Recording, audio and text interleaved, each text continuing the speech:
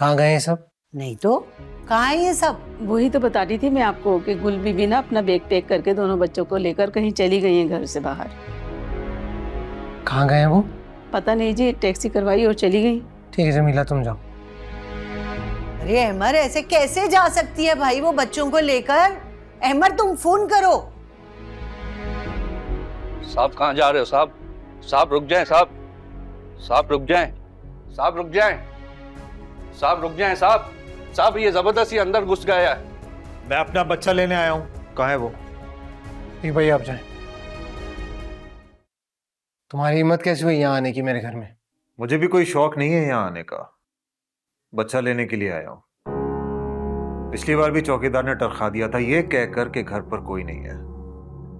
मुझे मेरा बच्चा दे दो, मैं यहाँ से चला जाऊंगा। भाई नहीं है तुम्हारा असद यहाँ पे, होता तो तुम्हारे साथ भेज देते। कहाँ गायब कर दिया आप लोगों ने उसे? अरे हम कहाँ गायब करेंगे भाई, हम तो खुद घर पे नहीं थे।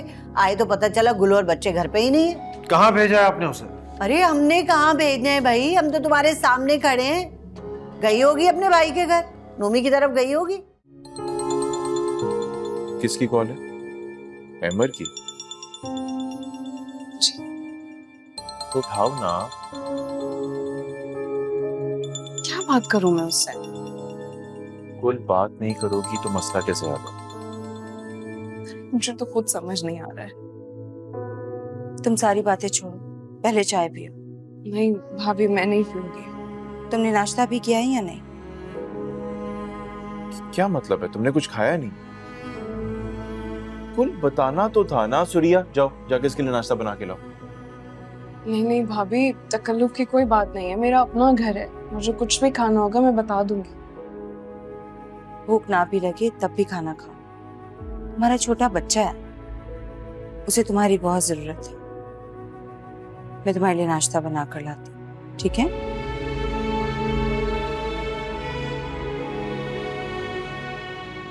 ठीक है मैं आ रहा हूँ। अरे भैया हमें तो बताते जाओ वो वहां है भी या नहीं। ये कैसा दंदना था वो हमारे घर में घुस आया।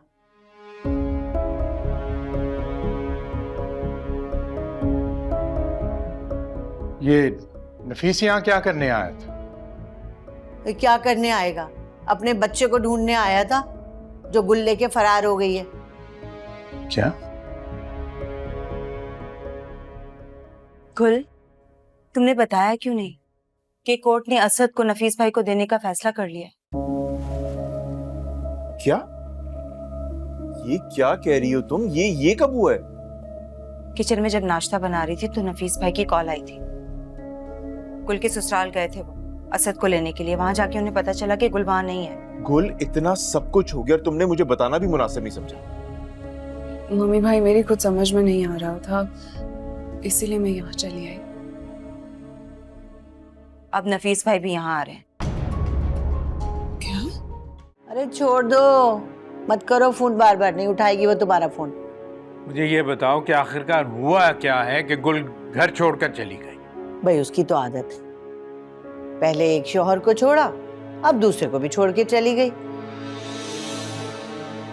अम्मी प्लीज आप बस करें ऐसी बातें करना। अरे तो क्या झूठ कहा है मैंने? रात तक तो मोहतरमा बिल्कुल ठीक थी, सुबह हमारे जाते घर से निकल पड़ी। तुम्हारी इन्हीं बातों से दिल बर्दाश्ता होकर वो घर छोड़कर गई होगी। अरे तो गलत क्या है? हमने क्या गलत किया? उसे रखा, उसके बच्चे को पाला, उसने जाना ही था तो जाती ना। हमारे पोते को क्यों साथ लेके चली गई? हौल वला कुव्वत। अरे इस वक्त इस बात का क्या तुक बनता है? हाँ, तुक तो ये भी नहीं बनती थी कि गुल अपने साथ असफी को लेके जाए, वो भी बच्चे के बाप की इजाजत के बगैर। देखो, असफी अभी चंद दिनों का है और तुम अच्छी तरह जानती हो कि इतना छोटा बच्चा माँ के बगैर बिल्कुल नहीं रह सकता। पता नहीं हर वक्त तुम्हें नेगेटिव सोचें क्यों आती हैं। इसी बात का तो फायदा उठाया उसने, जानबूझकर ये सब कुछ किया अहमर के साथ कि उसको तकलीफ पहुंच सके। पहले उसने ये सब कुछ नफीस के साथ किया और अब अहमर के साथ कर रही है। अम्मी प्लीज मुझे एक बार गुल से बात तो करने दें। फिलहाल इतने गलत अंदाजे मत लगाएं आप। वो अपना सामान लेकर गुस्से में ये घर छोड़ के गई है। और तुम लोग मुझ पे ये इल्जाम लगा रहे हो कि मैं गलत बात कर रही हूँ। अहमर बेटा, तुम खुद जाओ गुल के मैके और उसको मना कर लेकर आओ। जी मैं भी तुम लोगों के साथ जाऊंगी। तुम रहने दो, बनती हुई बात भी जो है ना बिगड़ जाएगी तुम्हारे जाने से।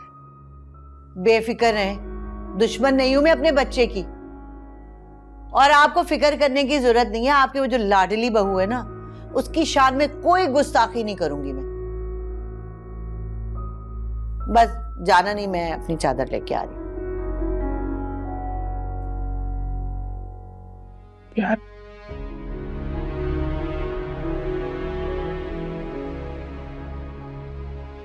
बेटा, तुम्हारी माँ तुम्हारे साथ जा तो रही है, लेकिन वो बहुत जज्बाती औरत है। ध्यान रखना कोई ऊंची नीची बात ना हो।